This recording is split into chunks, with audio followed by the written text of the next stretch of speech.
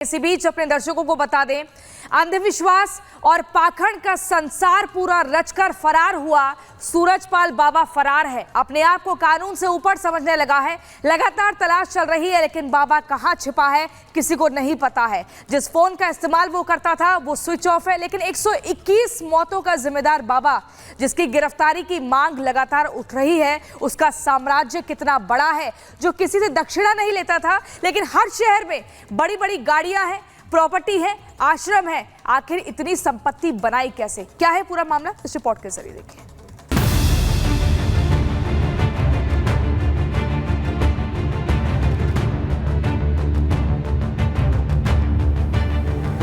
सूरजपाल उर्फ नारायण साकार हरि, एक ऐसा बाबा जो भ्रम का जाल फैलाकर लाखों लोगों का भगवान बना बैठा है।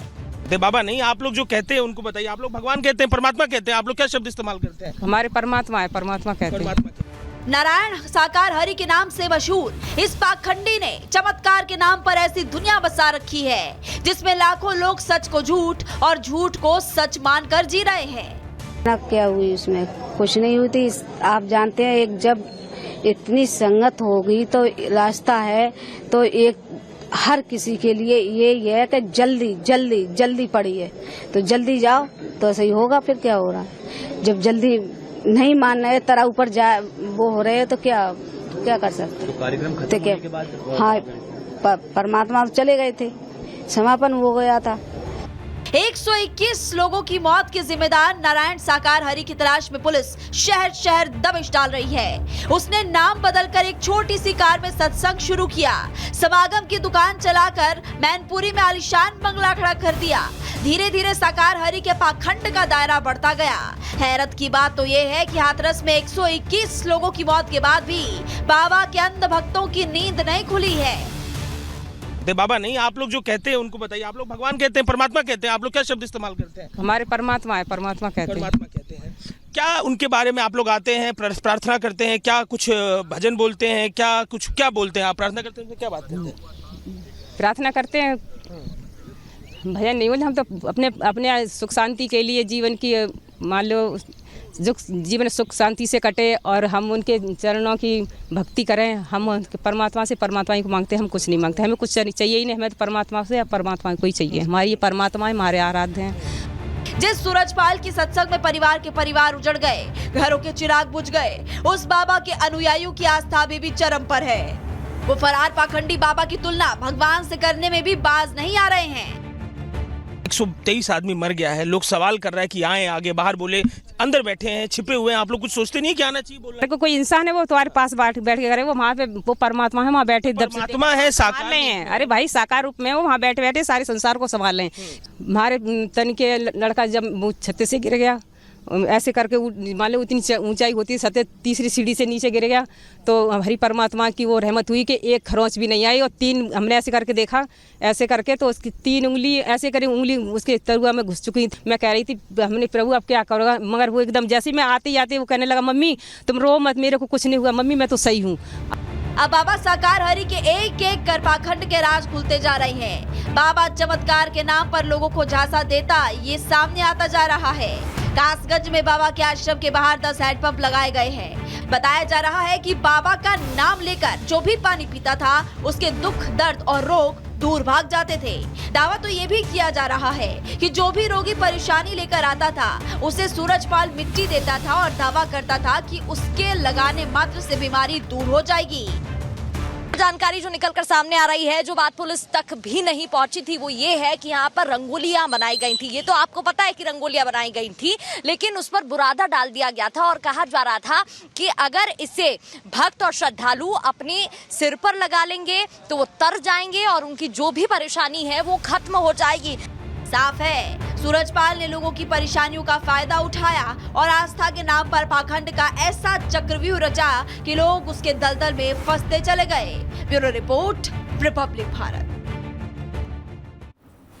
तो रिपोर्ट आपने देखी, ये रिपोर्ट इस बात को साबित करती है कि बाबा ने किस तरीके से मासूम लोगों के दिमाग पर कब्जा किया हुआ था। बड़ा हादसा हुआ, बड़े हादसे के बाद से ही सूरजपाल गायब है। जगह जगह शहर दर शहर जो है तलाशी अभियान वो जारी है, बाबा को ढूंढा जा रहा है, छापेमारी लगातार देखने को मिल रही है। इतने दिन बीत चुके हैं, 48 घंटे से ज्यादा का समय हो चुका है। और देखिए इसी खत्म हो बीच जाएगी, आप लोग फ्री हैं अपने क्वेश्चंस पूछने के लिए, राइट? स्टार्ट कर दूं। दिनांक 2/7 को जनपद हाथरस के पुलिस थाना सिकंदराऊ ग्राम फुलरई मुगलगढ़ी में एक बेहद दुखद घटना हुई, जहां पे श्री सूरजपाल उर्फ नारायण साकार बाबा, जिनको भोले बाबा भी कहते हैं, के सत्संग आयोजन के अंदर भगदड़ मचने से कई लोगों की मृत्यु हो गई। टोटल मृतकों की संख्या 121 है, जिसमें 2 पुरुष, 112 महिलाएं, 6 बच्चे और 1 बच्ची हैं। 121 जो मृतक हैं उन सभी की शिनाख्त हो चुकी है और पोस्टमार्टम की प्रक्रिया, जैसा जिलाधिकारी महोदय ने बताया, सभी की पूरी हो चुकी है। इसमें जनपद हाथरस के 19 हैं, बदायूं के 6 हैं, ललितपुर का 1 है, कासगंज के 10 हैं, अलीगढ़ के 17 हैं, शाहजहांपुर के 5 हैं, आगरा 18 हैं, फिरोजाबाद 1 है, गौतम बुद्ध नगर 1 है, एटा से 10 हैं, मथुरा 11, औरैया 2, बुलंदशहर 5, पीलीभीत 2, संभल 2, लखीमपुर 1, उन्नाव 1, गाजियाबाद 1, ग्वालियर 1, मुरैना मध्य प्रदेश में 1, पलवल हरियाणा में 1, फरीदाबाद हरियाणा में 4 और डीग के 1 लोग हैं। तो टोटल 121 की संख्या है। घटना की सूचना होते ही वरिष्ठ अधिकारियों को संज्ञानित होते ही वो तत्काल मौके पर पहुंचे और जनपद के सभी अधिकारियों के द्वारा जो प्रथम दृष्टया हम लोग के द्वारा जो काम चालू किया गया वो युद्ध स्तर पर बचाव और राहत कार्य कारण किया और प्राथमिकता पे घायलों का इलाज कराना, समुचित इलाज कराना और मृतकों की शिनाख्त में पोस्टमार्टम अतिशीघ्र करा के सम्मानपूर्वक प्रक्रिया से मृतकों के शव परिजनों को सुपुर्द करने की कार्रवाई की गई। जैसा कि आप लोग को विदित है, इस घटना के संबंध में ऑनरेबल पीएमओ द्वारा 2 लाख रुपए की धनराशि और माननीय उत्तर प्रदेश शासन द्वारा 2 लाख रुपए की धनराशि जो मृतक हैं उनको दी गई है। माननीय राज्य सरकार द्वारा घटना की विस्तार पूर्वक जांच हेतु माननीय न्यायमूर्ति श्री ब्रजेश कुमार श्रीवास्तव जी सर के नेतृत्व में, जो सेवानिवृत्त माननीय उच्च न्यायालय की अध्यक्षता में, श्री हेमंत राव सर जो कि रिटायर्ड IAS ऑफिसर हैं और श्री भावेश सर जो कि रिटायर्ड IPS ऑफिसर हैं, उनकी सदस्यता में समिति गठित की गई है। इस संदर्भ में थाना सिकंदराऊ में 2/7/2024 को अभियोग पंजीकृत किया गया था, जो कि भारतीय न्याय संहिता की धारा 105, 110, 126(2), 223 और 238 के अंदर पंजीकृत किया गया। घटना की विवेचना को 2/7 तारीख को ही पुलिस अधीक्षक महोदय द्वारा राम प्रवेश राय क्षेत्राधिकारी नगर को स्थानांतरित किया गया और इनके साथ एक सह विवेचक के रूप में थाना प्रभारी कोतवाली विजय कुमार को सह विवेचक नियुक्त किया गया। विवेचना प्रारंभ करते हुए 6 लोगों की अभी गिरफ्तारी की गई है। विवेचना के क्रम में ADG जोन आगरा द्वारा भी सभी जनपद में निर्देशित किया गया है अपने जनपद में गिरफ्तारी हेतु, और जोन स्तर के ऊपर भी एक SOG टीम का गठन हुआ है जो कि संलिप्त लोगों और संस्था के सेवादार अधिकारी पदाधिकारियों की भूमिका को जांच करेगी। इसके अलावा रेंज लेवल की जितनी भी SOG टीम है उनको पुलिस अधीक्षक हाथरस के सहयोगार्थ संबद्ध किया गया है। घटनास्थल को सुबह 3 तारीख को सुबह ही फॉरेंसिक टीम और फील्ड यूनिट द्वारा साक्ष्य संकलन की कार्रवाई से गहन रूप से वहां पर साक्ष्य संकलन की कार्रवाई की गई थी कल मॉर्निंग में। जैसा मैंने बताया 6 लोगों की अभी गिरफ्तारी हुई है, जिसके अंदर राम लड़ेते पुत्र रहबारी सिंह यादव निवासी भानुपुरा थाना कुरावली जनपद मैनपुरी, उपेंद्र सिंह यादव पुत्र रामेश्वर सिंह निवासी शिकवाबाद जनपद फिरोजाबाद, मेघ सिंह पुत्र हुकुम सिंह जनपद हाथरस सिकंदराऊ थाना, इनकी गिरफ्तारी की गई है। मंजू यादव पत्नी सुशील कुमार थाना सिकंदराऊ, इनकी गिरफ्तारी की गई है। मुकेश कुमार जो कि पुत्र मोहन सिंह, ये थाना सिकंदराऊ के हैं, इनकी गिरफ्तारी की गई है। मंजू देवी पत्नी किशन कुमार यादव कचौरा थाना सिकंदराऊ 40 वर्ष, इनकी गिरफ्तारी की गई है। इनकी गिरफ्तारी जो है थाना कोतवाली और सिकंदराऊ से की गई है। विस्तार पूर्वक जब इनसे अभी प्रथम दृष्टया हम लोग की पूछताछ हुई है तो इनके द्वारा बताया गया कि ये सभी लोग आयोजन समिति के अध्यक्ष हैं, समिति के मेंबर्स हैं और पूर्व में इनके द्वारा कई आयोजनों के अंदर भी पार्टिसिपेट किया गया है।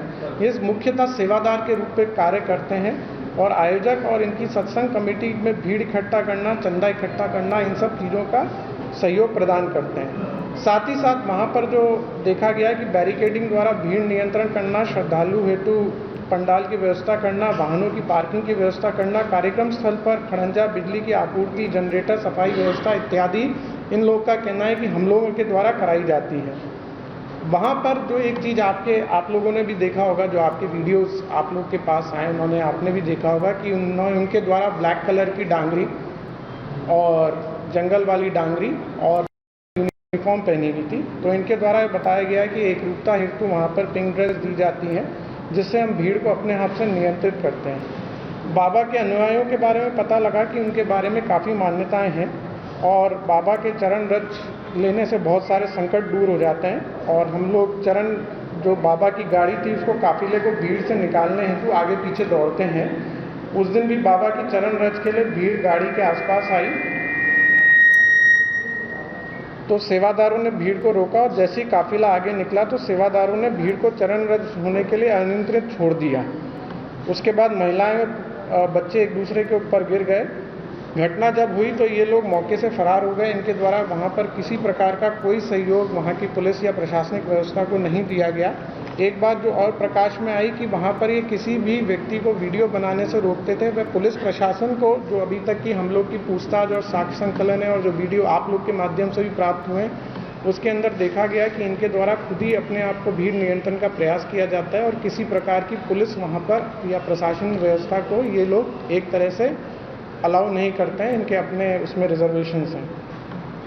ये भी बात, जो मुख्य अभियुक्त हैं, जो प्रकाश मधुकर हैं, उनके ऊपर 1 लाख की गिरफ्तारी का जोन लेवल के ऊपर आदेश किया जा रहा है। 1 लाख का जो पुरस्कार होता है वो घोषित किया जा रहा है। शीघ्र उनके एनबीडब्ल्यू की भी कार्रवाई की जाएगी और इसमें खास तौर से विवेचना में भी इस चीज़ को भी देखा जाएगा कि कोई आपराधिक षड्यंत्र किसी व्यक्ति द्वारा या किसी संस्था द्वारा तो नहीं है, ये किसी साजिश का तो हिस्सा नहीं था।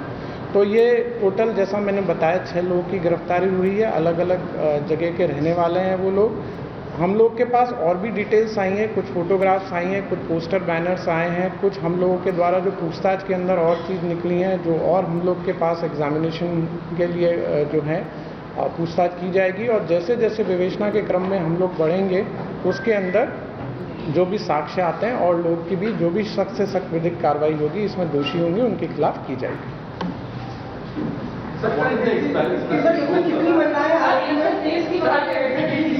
एक एक करके अभी 2 महिलाएं इसमें गिरफ्तार हुई हैं, 4 पुरुष हैं। सर, ये महिलाएं सेवादार थी? ये सेवादार थी। ये बेसिकली एक, आप अगर वहाँ पर आप वीडियो भी देखेंगे वहाँ पे, तो ये कंपोजिट रूप से वहाँ पे साथ में खड़े रहते हैं। और एक, जैसा मैंने बताया, वहाँ पर जो भी गाड़ी के पास जाएगा उसको रोकना, एक तरह से भीड़ को नियंत्रण करना, ये उस दिन सभी लोग वहाँ पर मौजूद थे। और भी लोग इनके साथ ही हम लोग अभी पूछताछ में निकल के आए जो वहाँ पर मौजूद थे, जिन्होंने अलग अलग तरह की ड्रेसेस भी पहन रखी थी, जिन्होंने कि चंदा भी इकट्ठा किया था, फाइनेंशियल रूप से भी इसको जो सपोर्ट था वो किया था। और बेसिकली जब भगदड़ की सिचुएशन हुई तो ये सब जो भी आयोजन करता है मौके से भाग गए। FIR पंजीकृत हो गई है, फर्स्ट इंफॉर्मेशन रिपोर्ट है। अगर विवेचना में साक्ष्य निकल के आता है और किसी का भी नहीं, अभी पूछताछ नहीं हुई है। आप कांटेक्ट में हैं बाबा के? आप बात कर रहे हैं? जैसे हमारी विवेचना के अंदर हम लोग आगे बढ़ेंगे और अगर किसी का रोल, जैसा मैंने बताया, ये आज विवेचना का पहला दिन था। जो हमारा पहला दायित्व था जब घटना परसों हुई थी कि जल्दी से जल्दी लोगों को राहत देना, इलाज कराना और सीन ऑफ क्राइम को प्रिजर्व करना, ये किया गया। विवेचना का पहला दिन होते हुए कल रात से जो गिरफ्तारी पूछताछ की प्रक्रिया चालू की गई, उसके क्रम में 6 लोगों की गिरफ्तारी, जैसा मैंने बताया, वो की गई। आगे किसकी गिरफ्तारी होगी नहीं होगी, it will depend upon the विवेचक and the facts that comes into the place कि क्या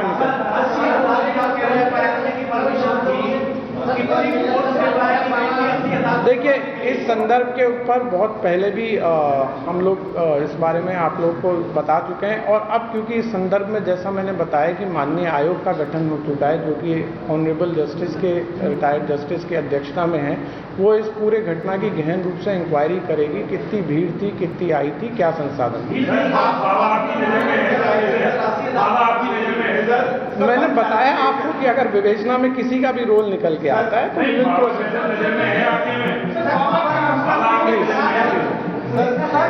ऐसे में किसी का भी जवाब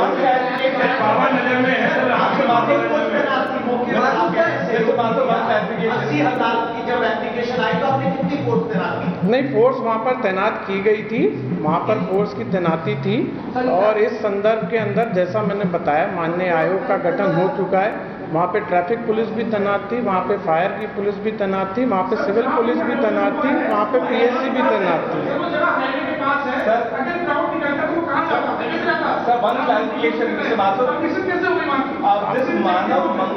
This Manav Mangal Milan Sadbhavana Samagam, what is the hierarchy which they follow? Is this Baba head of this organization?